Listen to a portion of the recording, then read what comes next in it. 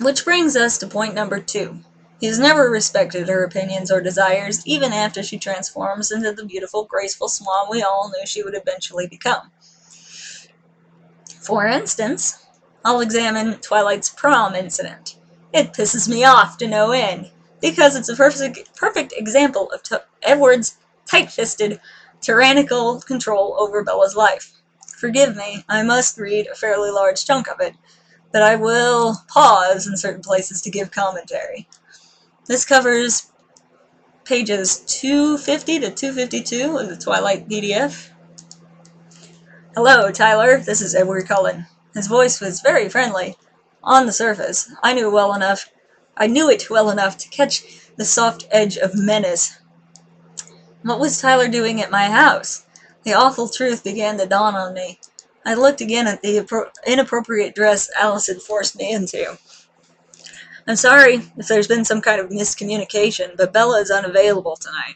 Edward's tone changed, and the threat in his voice was suddenly much more evident as he continued. To be perfectly honest, she'll be unavailable every night as far as anyone besides myself is concerned. No offense, and I'm sorry about your evening. He didn't sound sorry at all. And then he snapped the phone shut, a huge smirk on his face. Oh boy. In these 2 paragraphs, we have Edward speaking to a potential rival for Bella's affection in a tone that might be more than a little vaguely threatening. The unspoken threat is basically, leave my girl the fuck alone or bad shit's gonna happen to you. But then, he says, to be perfectly honest, she'll be unavailable every night as far as anyone besides myself is concerned. And it's pretty obvious from his actions that anyone besides myself includes Bella herself. In other words, Bella will be spending time with him whether she likes it or not. And as I've heard this argument before, it does not matter that Bella wants to spend time with him 98% of the time. It's the fact that she has no real choice in the matter that is dangerous. We found out in the chapter Blood Type when he dragged her to his car and threateningly told her to get in or he would chase her down. Moving on, though, pay close attention to the language Bella uses here. My face and neck flushed crimson with anger. I could feel the rage-induced tears starting to fill my eyes. He looked at me in surprise. Was that last part a bit much? I didn't mean to offend you. I ignored that. You're taking me to the prom, I yelled. It was embarrassingly obvious now. If I'd been paying any attention at all, I'm sure I would have noticed the date on the posters that decorated the school buildings. But I'd never dreamed that he was subjecting me to this. Didn't he know me at all? Her face and neck got red with anger. Rage-induced tears filled her eyes. She yelled her indignity. And then, the clincher here, she says she never dreamed he would subject her to it. Subjection is not a pretty word, especially when used in the context of a relationship. To top that all off, she asks herself, didn't he know me at all?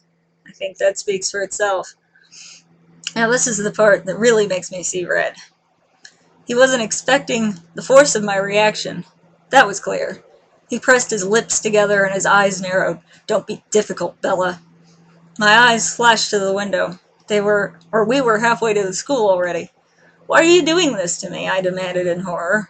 He gestured to his tuxedo. Honestly, Bella, what did you think we were doing? She's so upset that she's crying, and he tells her not to be difficult. Not only that, but he does it with his lips pressed together and his eyes narrowed, a clearly irritated, if not downright angry facial expression. She demands to know why he's subjecting her to prom, so he changes the subject. Now to cut out a bit of this failfest, I will simply summarize. She thought they'd dressed her up to be changed into a mire pyre, not to go to prom. Boy, was she disappointed. I guess there was some kind of occasion brewing, but prom! That was the furthest thing from my mind. The angry tears rolled over my cheeks. I remembered with dismay that I was very uncharacteristically wearing mascara. I wiped quickly under my eyes to prevent any smudges. My hand was unblackened when I pulled it away. Maybe Alice had known I would need waterproof makeup. This is completely ridiculous. Why are you crying? He demanded in frustration. Because I'm mad. He calls her anger and tears completely ridiculous. He doesn't even understand why she's angry with him. As her boyfriend, he ought to know by now she's terrified of both falling flat on her face while dancing and being in awkward social situations. And yet he makes her go against her wishes because he thinks that it's best for her. Never mind what she wants. It's what he wants that matters. This guy's a total asshole. But that's okay, because he's an immortal ice-white Adonis with smoldering liquid topaz eyes, and that makes everything excusable in the Twihart's eyes. There are, of course, many other instances of his desires overriding hers when it's her life they're discussing. In Twilight, she wanted to save her father from the tracker James, and he refused to listen to her. She would have been a little upset if her father had been maimed or killed. But that thought never entered his mind. All he wanted was to get his squishy, fragile girl away from the bad man who wanted to steal her from him. Like she's a possession, and not a human being. Her feelings never even entered the equation for him. It's only when some of his Meyerpire family members say, "Hey, she might have a good idea there," that he reluctantly listens.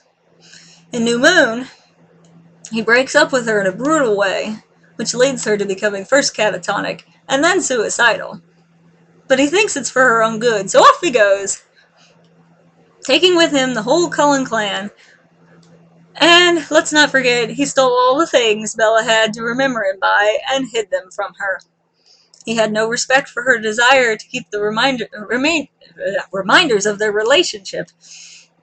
He had no respect for her, period. In Eclipse, he followed her around just to see where she was going, disabled her truck, and then had Alice hold Bella hostage just so she couldn't see her male best friend. That one's even lovelier because it has the side of racism attached. His excuse is that Jacob is a werewolf, and werewolves are dangerous. Okay, and Jasper didn't try to eat Bella in New Moon. Smells like a double standard to me.